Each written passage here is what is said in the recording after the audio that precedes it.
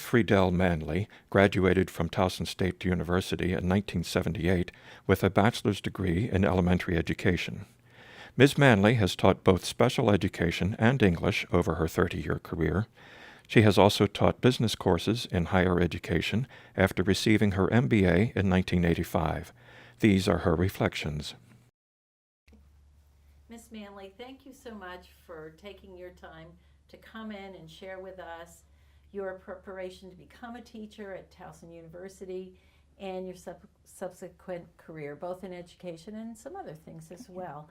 I think probably a good place to begin is in the beginning. So if you would you share a little about your early social context, where you grew up, what kinds of thoughts you were having about what career you might want to pursue when you graduated from high school or college? My mother was an actual elementary education teacher, and she taught at Leith Walk for years under Dr. Miller, and she actually was on TV doing a lesson one time. My earliest recollection, I was about 4 years old, and as all teachers know, it's a paranoid kind of thing. You bring all your, it's like nesting. You bring all your materials home, or you have them in the back of your car. And I remember she had a picture of Abraham Lincoln and George Washington, I guess, that she put, up on the wall. And I was about 4 years old, and I had the little, it's funny what happens in life. They had given me a grocery cart thing, or how you could buy groceries and play with that. And then I had Abraham Lincoln and George Washington. And I decided I wanted to be a teacher, probably about 4 years old. It's one of my earliest recollections because of these two pictures. And I hang it and play with my little friends outside. I was the teacher showing Abraham Lincoln and George Washington. And then after we finished that, I would throw the food through the grocery cart. And you fast forward it 50 years later, and my mind's always on food, it seems, for eating and the teaching. So that's the earliest recollection. So in high school, what were you thinking in terms of college or career? It was, this is terrible, Dr. Blair, but our junior prom, it was the night after the junior prom, and it was our first year of the SAT. SAT had not been given before. So we had the junior prom the night before, and this is how I'll get to teaching. It was the SAT test, first SAT test, and I was just really too tired to mess with it. And, I've always been, liberal arts for Towson University, but artsy-fartsy. Straight A's with drama, English, all that. Not so much with math and science. And so I'm looking at the SAT, and I'm like, I really can't be bothered with this morning. So I actually made a design that day, not really reading the questions, but going B, A, C, making the design, finishing it, turning it in. And then my results, thank heavens again, I'm bored with that. My results came in at about 900 or 1,000 because you did very well for not even reading the questions, Truly. But it was not important. That was like the first year for that moment. So when it came time to going to colleges and all that, and I was very much in like with this wrestler, John Carroll. I went to John Carroll High School, and boys, I love boys. So I really didn't care where I went to college. I just knew I kind of wanted to teach. So again, and my folks were very middle class, and I was a lifeguard. So we weren't looking at, it was only what you could afford. And I just thought, teaching, what I can afford, I'm going to apply to Towson. Well, didn't hear anything. I think they lost my application. 4 or 5 months. So my father called the principal. The principal was Donald Sudbrink at the time at John Carroll, and he said, well, let me give a call. And again, this is back in dinosaur, 1975. He just called President Fisher, and he said, Maura Friedel's application, can you find it? Where is it? And sure enough, within 10, 15 minutes, they found it, and he goes, she's in. So it wasn't application process. It wasn't, I think back then maybe we paid $20, to apply. It wasn't a big deal for me to, I really didn't, I don't want to say I didn't really care, but I knew I wanted to be a teacher and that's what I'd be. But I was more interested at the time in my MRS degree. I wanted to find somebody and,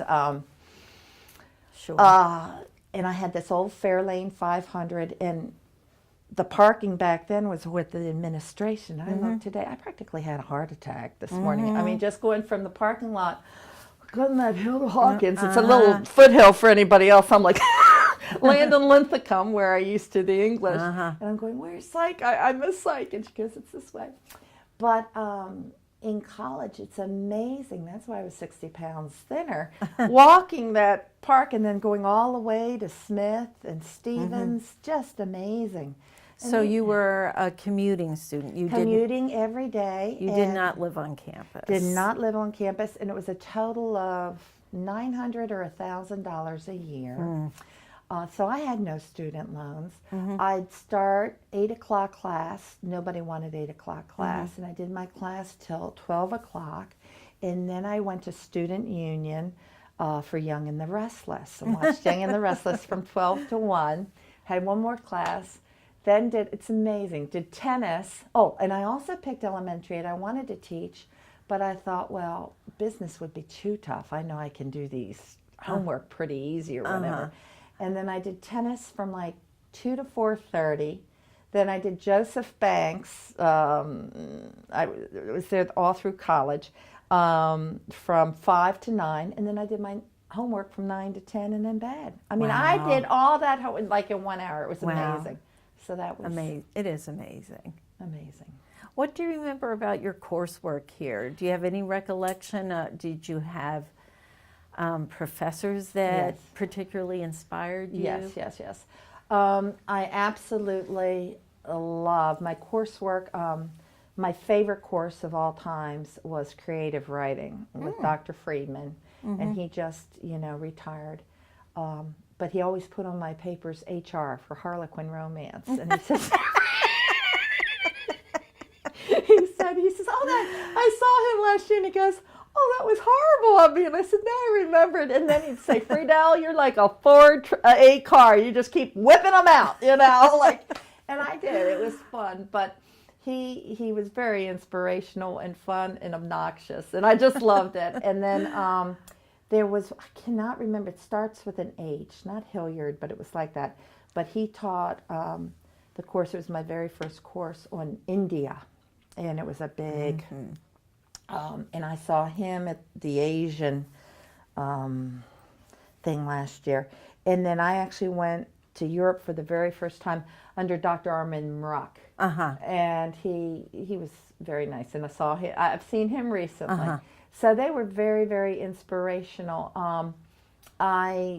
Hawkins Hall had just been created when, and my courses, and I'm maybe already answering another question, but my courses in education, nothing was too hard, too difficult, because I love it. If I love something, it's easy for me, and I passed.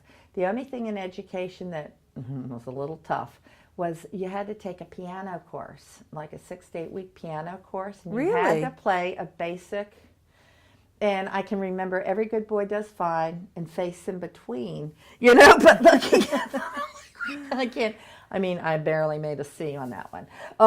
It was tough for me. I don't know, there's something with the brain I can't connect with. And yet other people were just, I'm great with the kazoo, and I can play the guitar. Yeah. And everybody can play the kazoo. So yeah, but Hawkins, you could all do it together. The education courses were great. My greatest thing with the 2 education courses, and what I found I got the most out of for Towson and for teaching elementary, was there was a course in children's books. And we had to make a huge file. We had to read in a semester like 80 children, probably more, but I'm saying 80 children's books, but classify it, what it was about, the author. And of course, we had that ready and handy when we went into the classroom. That was phenomenal. The other, and I still sing it to this day when they're, out of control.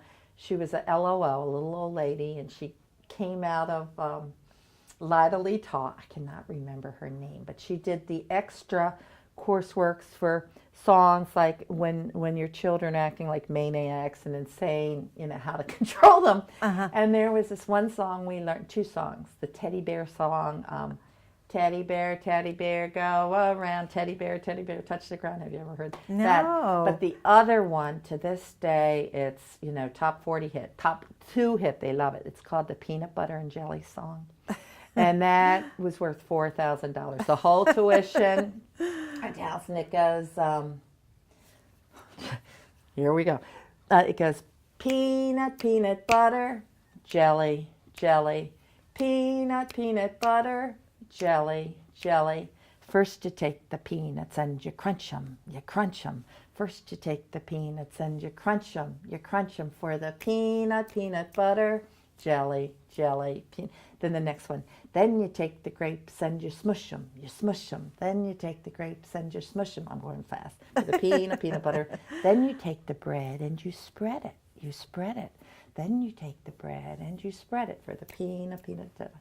Then you take the sandwich and you eat it. Then you take the sandwich and you eat it. Peanut. Top hit to this day. That's what and now the courses I needed to repeat. I hated science. Biology I had to take twice. I still don't know how I got through the second time. And yet, I got to say today and the fear just followed me through. And like through elementary ed, whenever it's science, it's like, well, we'll do the minimum of that, or I'll look at the... But what's really changed me in the last 10 years, Towson University has something at Hackerman Hall called Saturday Science under Dr. Donald Thomas. I started 10 years ago. I'm not afraid anymore. I'm now a smart science person, Wonderful. Yeah, but I eat my donut and my coffee and I watch. And he made it not scary. And whoever it was that gave that grant, I think that is probably the most greatest, phenomenal, wonderful things. I mean, you see Wiseman, you see all the famous people downtown, Harry and whatever, the Knots and all that. I don't think any of that can touch this because of what it's doing for the children and for adults like me that thought I'm too stupid for something. And I'm not. I just didn't know. Right. And it was how it's taught and what I've learned. So. Well, I assume you student taught. Where did you do that? Did my student teaching too. I did special education out in Harford County. And then I can't remember the school, but I can remember the school in Baltimore City. It was George Washington Elementary in Pigtown, and had the first grade. And back then, again, and tell a little side story, it always affected me. Went in, it was either first or second day. Back then, it was way before, just before Donald Schaefer did the dollar houses and that kind of thing, but it was very, very poor then. And I was in first grade, and there was a little boy, and I was just so shocked, idealistic, 18 years old, middle class, happy.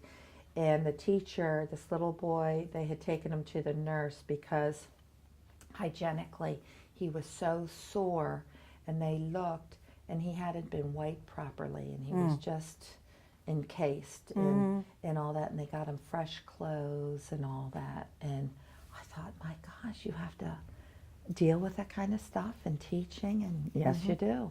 And that was so sad because here it was, they said, I didn't see it, but the sores and all that, but the teachers were actually doing that. And things have changed, but not really. But that's another thing that you don't see in the university. So they don't teach you that. They don't tell you that.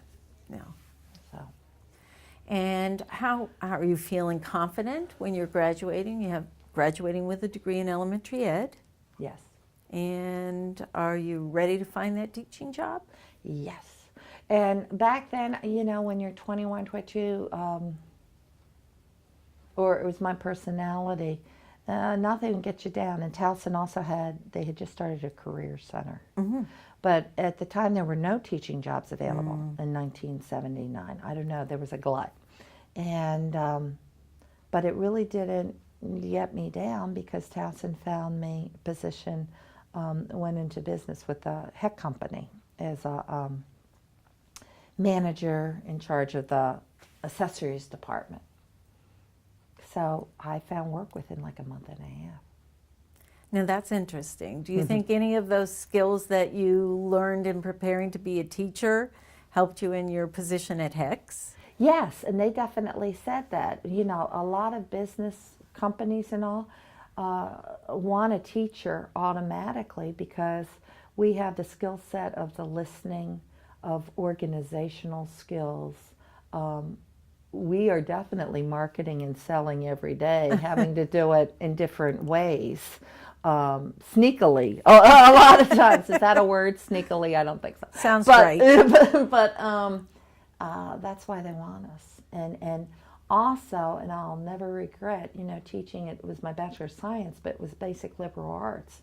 And it's a broad spectrum, you know, it's sort of like going to the doctors for a broad spectrum if you're sick or whatever. But it covers the bases. Yeah. Covers the bases. So how long were you at Hex? 1 year. Oh, okay. 1 year. And then I was offered a position with Colgate-Palmolive. And I was their first female on the East Coast doing the household product division. Wow. And how long did you stay with That them? was 2 years, and then they laid off our division. And I got married. Okay. And that's an interesting story, too, how I met. But we went out west to California, and that's then when I got my master's degree. And that's then when I started teaching, actually. So, interestingly, that master's degree was not in education. No, it was in business administration because then I was forward thinking, okay, you know, the last two things have been business positions and all that. But we had moved from Newport Beach, California to Riverside and had got my degree, and I had noticed that the community college needed somebody with sales and marketing to teach, and I thought, well, gosh, I'm doing that. And at the time, and I can't stand teachers that talk from the book and aren't doing the walk. And I had gone then to Brown and Williamson Tobacco. I was their top rep, and that's before, you know, cigarettes became bad thing. So during the day, sold the cigarettes, and at night taught how to do that in the business and all that. So I actually taught for 6 years there, and I gotta say, Brown and Williamson, it was phenomenal and wonderful. I never smoked a cigarette in my life, but I was their top rep. Again, it came down to the area that you're in and what sells. You know, the poor area, it's the candy, it's the hamburger, it's the cigarettes, it's the beer. Wealthier areas, different products. Sure. So you did get back into teaching, and Yes. you were teaching, I assume this would be college-age College. students, or maybe even exactly adults that were a little older. For 6 years in California and then 2 years in Washington State. I didn't get back into the elementary ed sector where my undergraduate in Towson was until we moved to Indiana, but it was more of a special education, elementary special education. And then moving back to Maryland, then it actually became elementary education. Didn't have special ed positions. Basically a chameleon, you know, just move wherever the position lies. And in elementary back here, basically fourth grade, no, last 13 years it's been special ed, but it's generally 4, 5, and 6. With special education, my special ed's been self-contained or life skills, so it's all in one classroom and it's 2 or 3. And when you, grades together. in Indiana, were you in a public school setting? Public school setting. They did something quite differently. Now this is 17 years ago.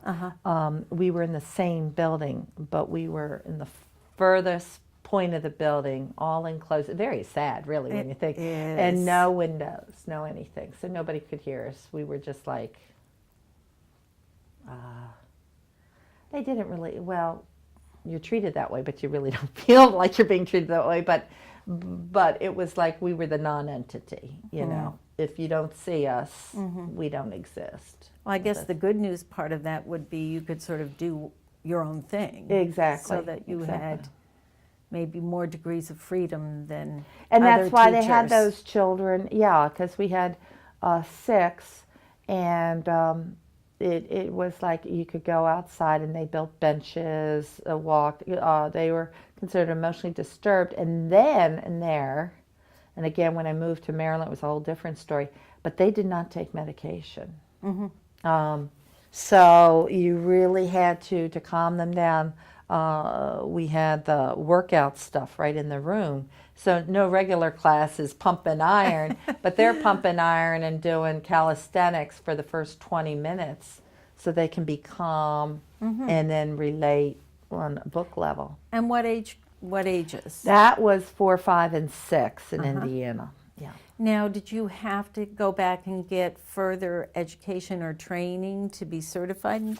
I had to know in Maryland, yes, But not in Indiana. Not in Indiana, no, because I wasn't in Indiana where I started. I was not the certified teacher. I see. I was the assistant, what we call here in Maryland para-educator.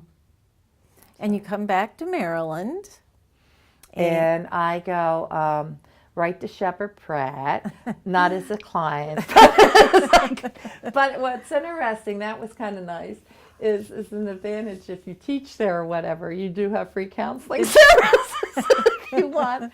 But I was at the Forbush School, and they actually, I was at the RTC section, the residential treatment, where it was enclosed. I see. And there were only 4 students. I actually had 4. There were a total of 12.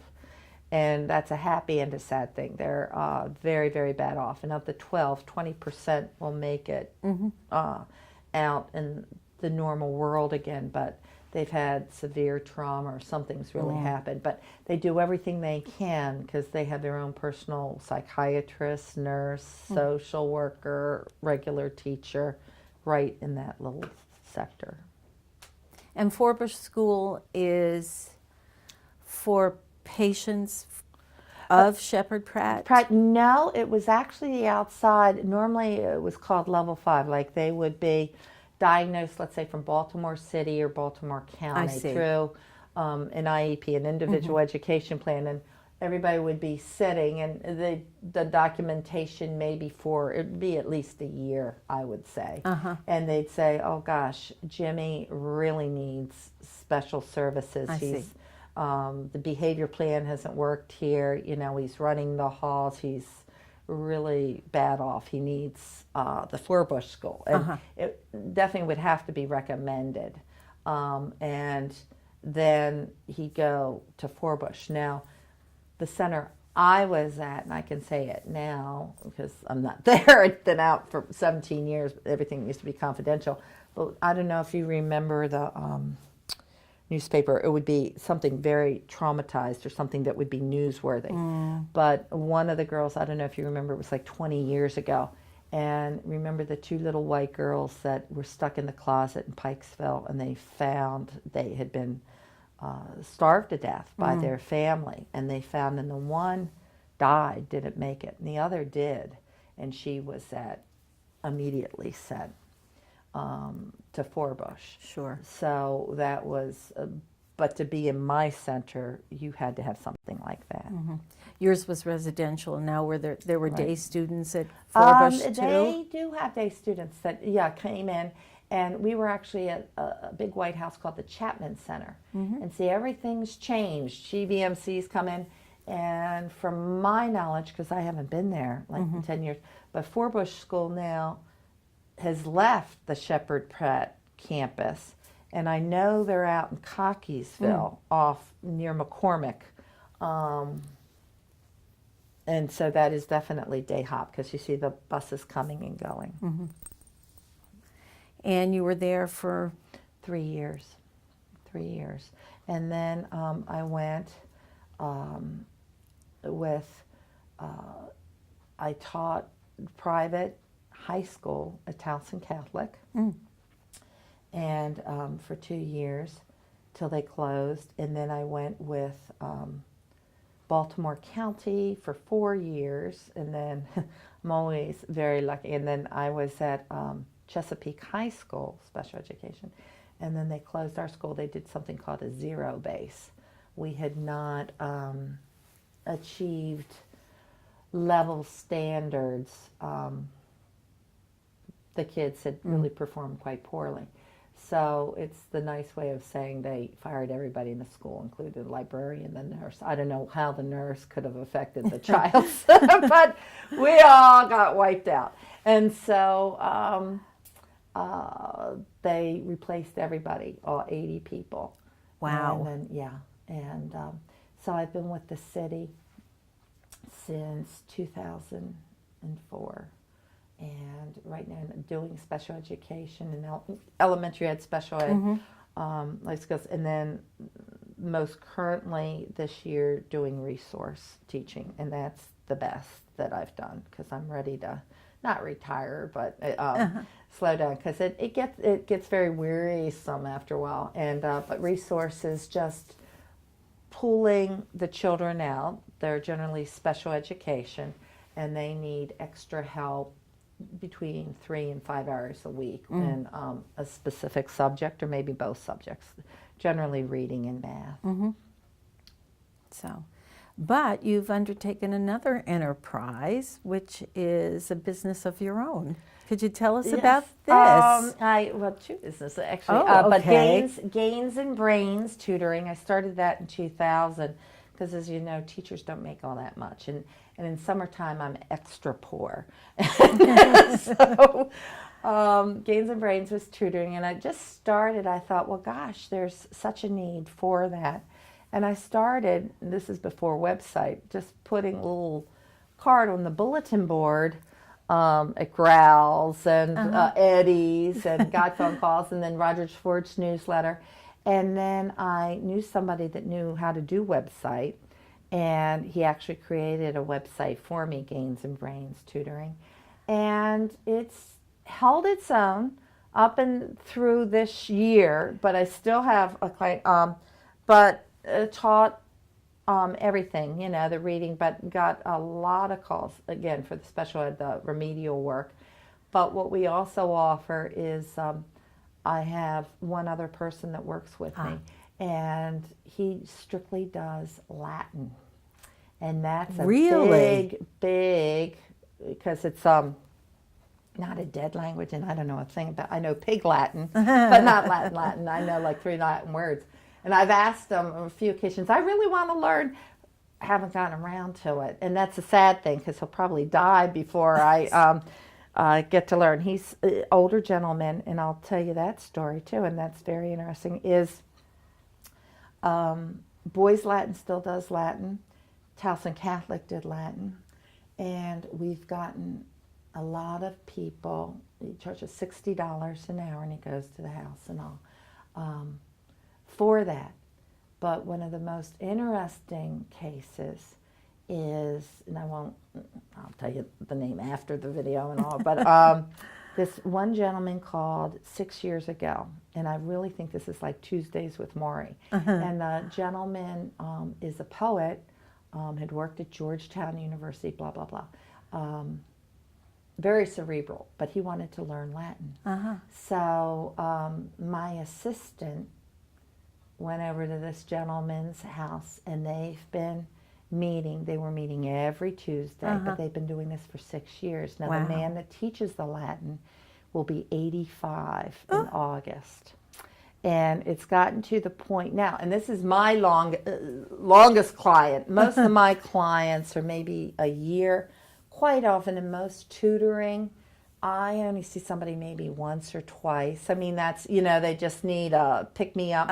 I had one boy, I loved him to pieces, and he's probably 7th grade now.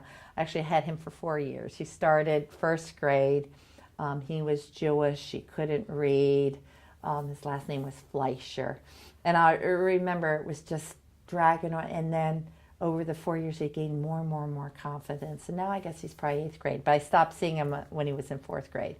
And his grandma called probably 2 years ago, and she says, I just want you to know that Noah's made like Dean's List, and he's doing this and that. Wow. And she said, and it's all because of, when we remember with the 1st grade, when he couldn't, do anything.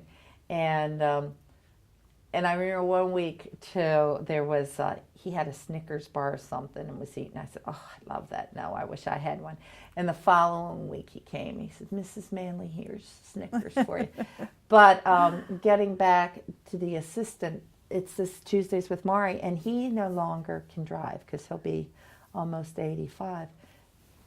So the client is actually coming to my assistant's house now, and they switched from Tuesdays to Fridays. And he's still my assistant still can do it. I mean, I don't, he's falling apart, like physically. I mean, he can still walk, but I just think it's just so compassionate, sweet, how the other guy's coming to still listen. And I think they're only, from what I hear from both of them, they do the talking or the studying for maybe an hour, but they've developed eating Pepperidge Farm cookies, Milano cookies, and drinking tea and coffee, and then talking sports for another hour. But there you go. It's been it's developed into a friendship. So that's gains and brains. So. And did you say you also have a second? Yeah, the other position, not at all educational, I learned it through CCBC, is tarot card reading. I see. And I also do storytelling. As you can tell, I'm a Maura monologue. But tarot card reading, and that's loads of fun. That I haven't really done in 2 years because of the economy. But when the economy is good, my goodness gracious.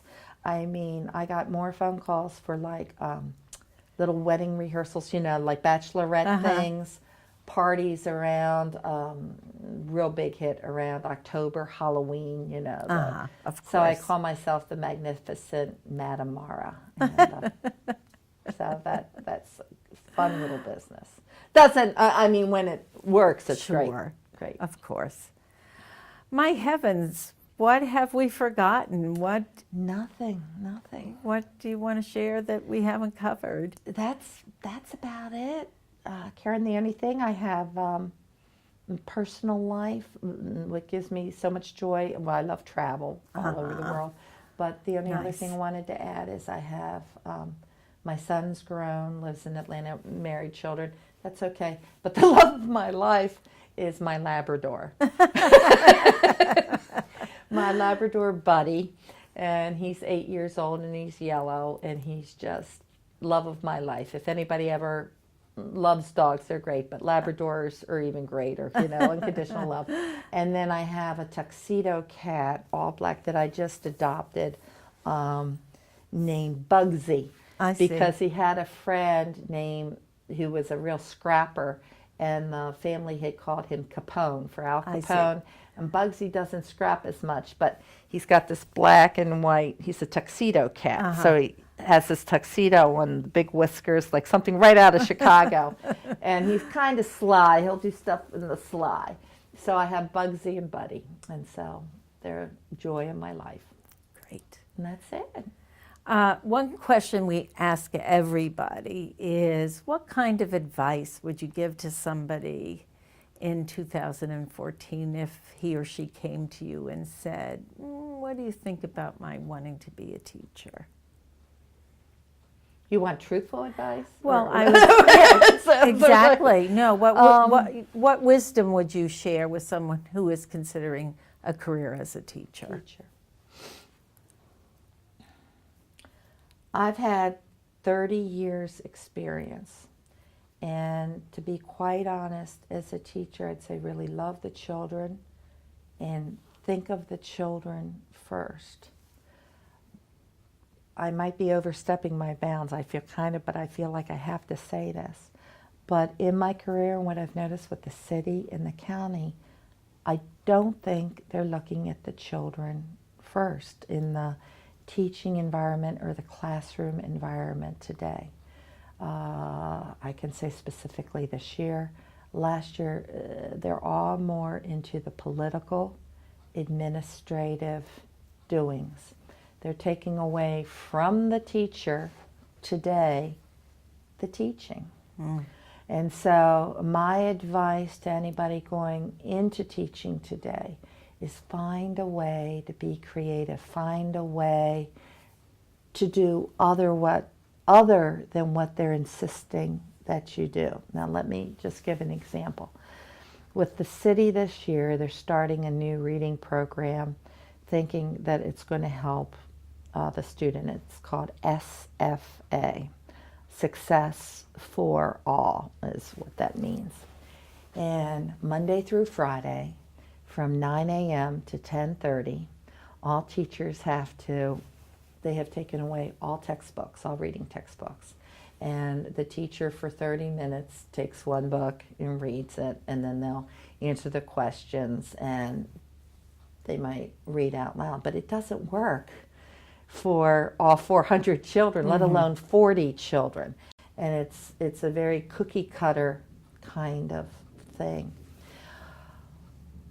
Again, I've just noticed this year it's probably cost millions for the city, but it's not helping the child do basic reading.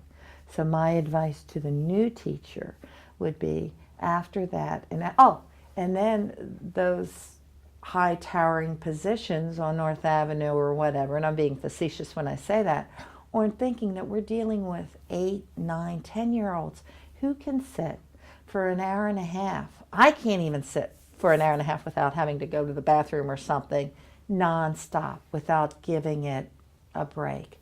So my advice and that's just an example, for the new teacher would be, okay, you have to do what you have to do because they're telling you have to, but find a way maybe after lunch or whatever to get a storybook with a puppet, or say, you have free time for reading, or have a little carpet and have them bring their picture book and trying to read maybe one-on-one, or using a puppet for comprehension skills, or something that's creative, something that what you've been taught and trained in. That's my advice. Thank you. You're welcome. And thank you for sharing your story with us. This has been delightful. Oh, thank you. Thank you.